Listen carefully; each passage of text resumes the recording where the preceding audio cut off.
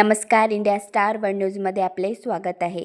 बेलवाड सुनसगाव परिसरात महसूल विभाग व पोलिसांची संयुक्त धडक कारवाई. 173 ब्रास वाळूसह 2 डंपर जप्त.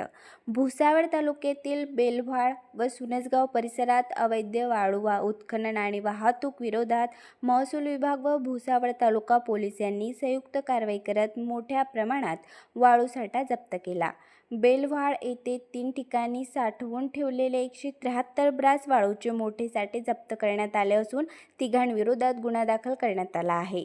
तर सुनसगाव रस्त्यावर 2 डंपर मधील 8 ब्रास वाळूसह सुमारे 20 लाख रुपयांची वाहने जप्त करण्यात आली आहेत.